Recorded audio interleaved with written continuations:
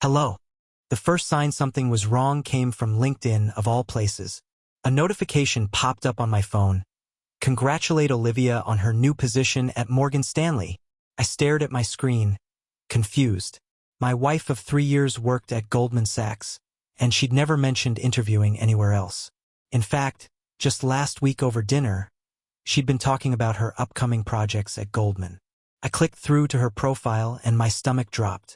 The position wasn't new at all, according to LinkedIn. She'd been at Morgan Stanley for 8 months. 8 months of coming home late, telling me about her day at Goldman, sharing stories about coworkers who didn't exist. I sat there, my coffee growing cold, as the implications sank in. Why would she lie about something so fundamental? The Olivia I knew was ambitious but honest to a fault. We'd built our relationship on transparency, sharing everything from our career goals to our deepest insecurities. At least that's what I'd thought. My hands shook as I started digging deeper. Her Morgan Stanley email was publicly listed on their website. I tried accessing her laptop. She'd always used the same password, a combination of her childhood dog's name and her birth year. But it had been changed. Another red flag. I called her office at Goldman, where she supposedly still worked. "I'm sorry, but Olivia Bennett hasn't worked here since last year," the receptionist said, sounding puzzled. "Would you like me to connect you with her replacement?" The world tilted on its axis. 8 months of lies. 8 months of fictional stories about non-existent coworkers. 8 months of... what else? My mind raced through recent memories, searching for other inconsistencies. The late nights at Goldman. The business trips that seemed to multiply. The new gym membership at a location conspicuously far from our apartment. I remembered the changes in her behavior too. The sudden password changes on her devices. The way she'd angle her phone away from me while texting. The mysterious charges at high-end restaurants on days she was supposedly working late. I dismissed each oddity, trusting her explanations, believing in our foundation of honesty. The pieces were falling into place, forming a picture I didn't want to see. But I needed proof. Not for divorce proceedings, though that thought had already crossed my mind, but for my own sanity. I needed to know how deep this web of deception went. I called my best friend Ryan, who worked in IT security. "I need a favor," I said, my voice steady despite the chaos in my head. "And I need you not to ask too many questions." Ryan's silence on the other end spoke volumes about what he must have heard in my tone. That afternoon, he gave me access to a program that could recover deleted text messages from her phone's cloud backup.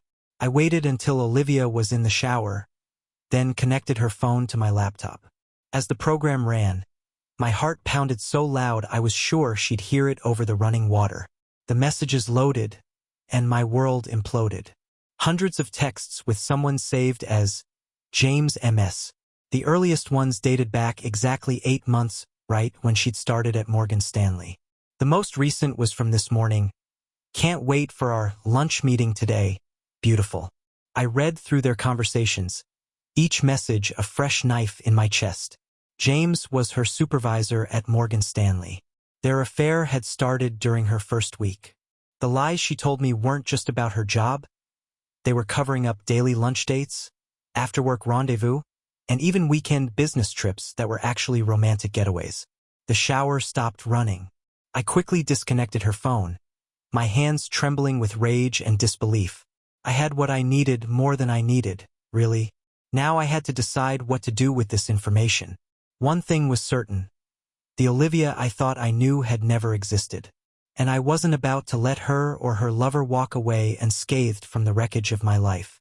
That evening, I watched Olivia go through her usual routine of lies with a strange sense of detachment. She walked in at 7:30, heels clicking against our hardwood floors, chattering about a challenging client meeting at Goldman. Each word felt like a mockery now. I noticed details I'd been blind to before, the slight hesitation before she named her fictional colleagues. The way her eyes wouldn't quite meet mine when she talked about her day. "How's Richard from compliance?" I asked casually, naming one of her made-up coworkers. She launched into a story about Richard's latest office drama without missing a beat. The ease with which she fabricated these details made my skin crawl. How many other lies had I swallowed whole over the years? While she showered, I checked her location history for the day. Lunch at the Four Seasons, 2 hours in a boutique hotel near Morgan Stanley, then straight home. The hotel visits were a weekly occurrence, I discovered. Always on Tuesdays and Thursdays, always for approximately 2 hours. My wife had turned adultery into a scheduled appointment. I spent the night pretending to sleep while plotting my next move. The following morning, I called in sick to work and waited for Olivia to leave. Then I made 3 phone calls that would change everything. The first was to our bank. I transferred my portion of our joint accounts to a new account in my name only, leaving her share untouched. The second was to a divorce attorney recommended by Ryan, one known for handling high-profile cases involving financial sector employees. The third was to a private investigator who specialized in corporate misconduct. The PI's interest was piqued when I mentioned Morgan Stanley's strict policy against supervisors having relationships with direct reports. "This kind of thing can end careers," he said, "especially with the documentation you already have." Over the next week, I maintained a facade of normalcy while gathering evidence. The PI provided photos of their lunch dates, hotel meetings, and weekend trips. The attorney began drafting divorce papers, but it was the anonymous email account I created that proved most valuable. I sent carefully selected screenshots of their messages to Morgan Stanley's HR department and board of directors. The timing was perfect. James was being considered for a major promotion, and Olivia was his pet project, fast-tracked for advancement. Their relationship violated multiple company policies, not to mention basic professional ethics. The response was swift. Both were called into HR meetings the following morning. I watched Olivia's location on my phone as she rushed to Morgan Stanley's headquarters, her usual Tuesday hotel rendezvous forgotten. She didn't return home that night. Instead, I received a barrage of increasingly frantic texts and calls. I let them go to voicemail, each message more desperate than the last. She'd been suspended pending investigation. James had thrown her under the bus, claiming she'd manipulated and seduced him to fast-track her career. Her carefully constructed house of cards was collapsing, and she wanted me to help her pick up the pieces. I listened to her final voicemail at midnight. "Please, baby, I can explain everything." James meant nothing. It was just about the career opportunity. "You know how hard it is for women in finance. I did it for us, for our future. Please come home so we can talk." I glanced around our empty living room, where I'd spent the day packing my essential belongings. The movers would come for the rest tomorrow. The divorce papers would be served to her at her parents' house, where her phone's location showed she'd fled after her disastrous HR meeting. The thing about betrayal is that it doesn't just destroy trust. It obliterates your shared history. Every memory becomes suspect, every past moment tainted by doubt. Looking at our wedding photos now, I wondered if she'd been genuine even then, or if I'd just been too blind to see the deception behind her smile. As I grabbed my bags to leave, I noticed her favorite coffee mug in the sink, the one I'd given her on our first anniversary. On impulse, I picked it up and hurled it against the wall. The sound of shattering ceramic was satisfying in a way I couldn't quite explain. Like the breaking of the last illusion I had about our marriage, about the woman I'd thought would be my forever. I spent the next few days in a boutique hotel downtown, watching my plan unfold through the digital breadcrumbs of emails, text messages, and social media updates. The corporate investigation at Morgan Stanley was gaining momentum, fueled by anonymous tips from other employees who'd witnessed their relationship. It turned out Olivia and James hadn't been as discreet as they'd thought. Their affair had been an open secret, protected by the silence of those who feared retaliation from a powerful executive. What haunted me most weren't the explicit details of their betrayal, but the smaller deceptions that had paved its way. The carefully crafted lies about weekly charity meetings that never existed. The fictional book club she'd invented to explain her Thursday absences. The way she'd kiss me goodbye each morning, then text him the moment she thought I wasn't looking. Each memory felt like a shard of glass turning in my chest. My phone buzzed constantly with messages from mutual friends and family. Olivia had spun her own version of events, casting herself as the victim of workplace harassment and manipulation. According to her, James had pressured her into the relationship, threatening her career if she refused. She claimed she'd been too afraid to tell me, too ashamed to admit she'd let herself be compromised. But I had the receipts, literally. Credit card statements showing jewelry purchases she'd made for him. Hotel bookings under her name, not his. Restaurant charges for intimate dinners where security footage showed them laughing, touching, entirely consensual in their betrayal. The PI had done his job thoroughly, documenting their willing participation in this elaborate deception.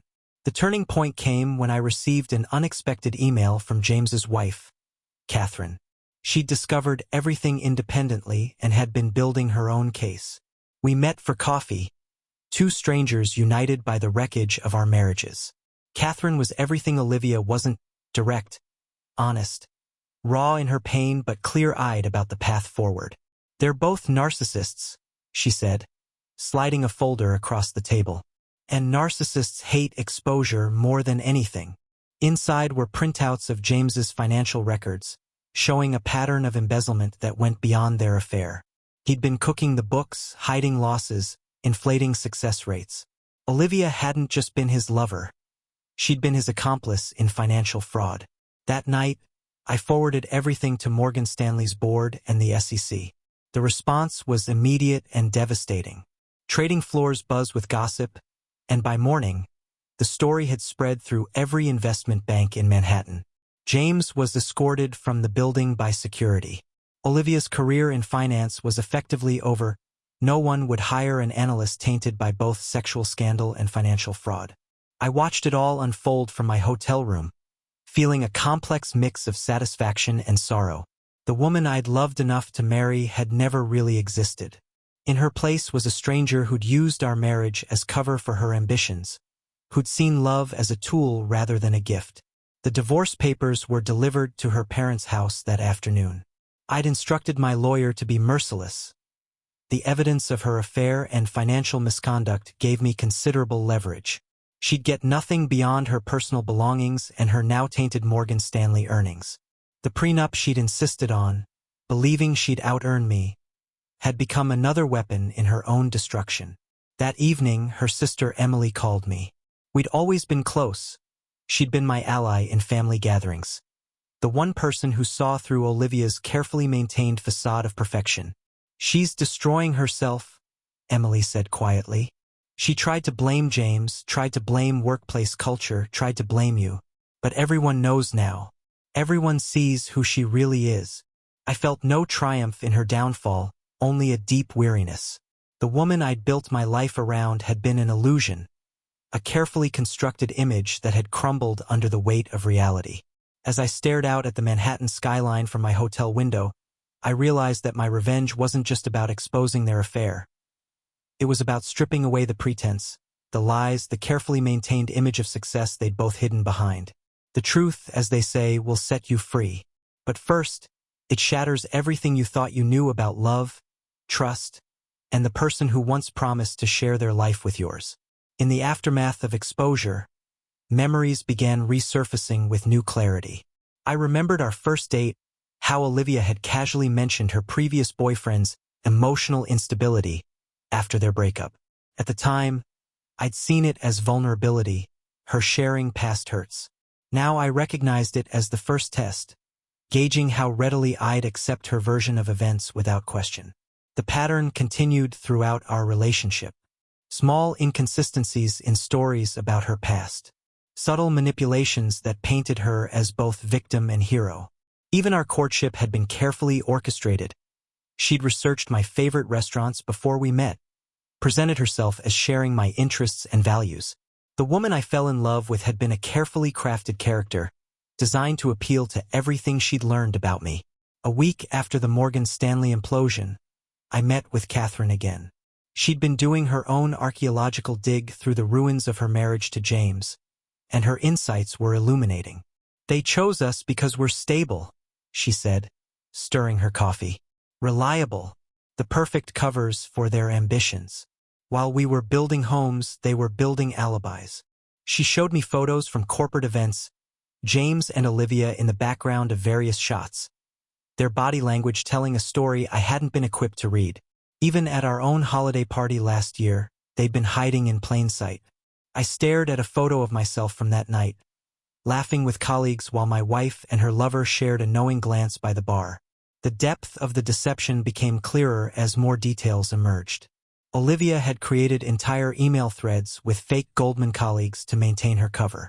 She'd attended actual Goldman Sachs client events as a guest to gather details for her stories. The level of planning was breathtaking and disturbing. Emily continued to be my unexpected ally in understanding the truth. Over dinner one night, she revealed patterns from their childhood that suddenly made sense. Olivia always had two faces, she explained. The perfect daughter our parents saw, and the manipulator I knew behind closed doors. She'd take my things, use them, break them, then convince our parents I was lying when I complained. By the time I was 12, I'd learned to lock up everything I valued. The restaurant grew quiet as Emily continued, her voice thick with old pain. She did the same thing with friends, with boyfriends, created elaborate stories about people wronging her, then used the sympathy she gained to justify her actions. When she met you, Emily paused, meeting my eyes. I wanted to warn you, but she was so convincing about having changed, about finally finding real love. I chose to believe her, and I'm sorry for that. I reached across the table, squeezing her hand. We all chose to believe her. That's what master manipulators count on, our desire to see the best in people we love. That night, I found myself revisiting our wedding video.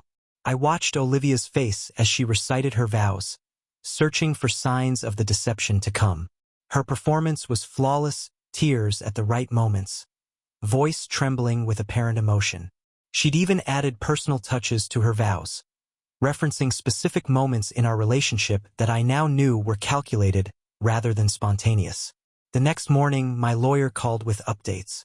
The divorce proceedings were moving quickly, thanks to the overwhelming evidence. Olivia had finally dropped the victim narrative and was negotiating through her attorney.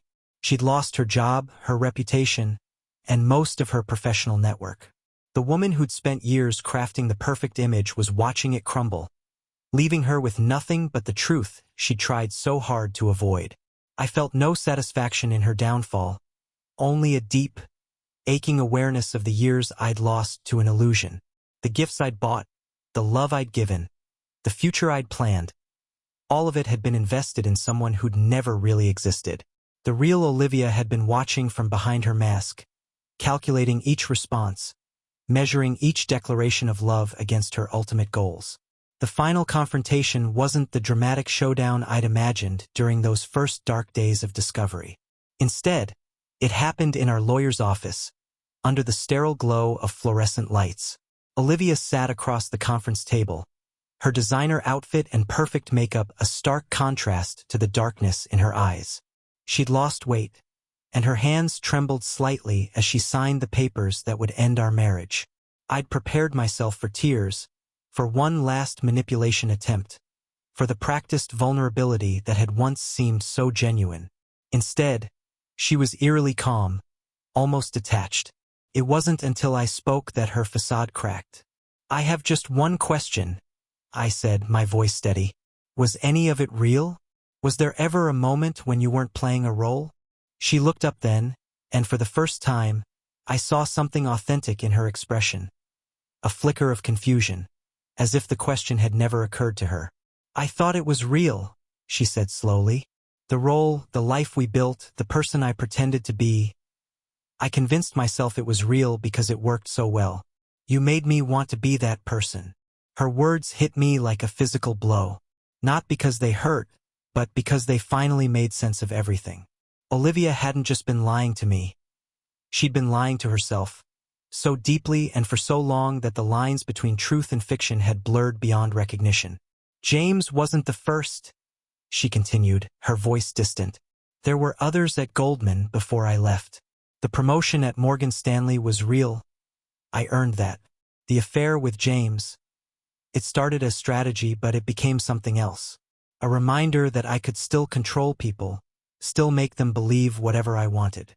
I thought of Catherine, of the others whose lives had been collateral damage in Olivia's pursuit of whatever she was chasing. And now?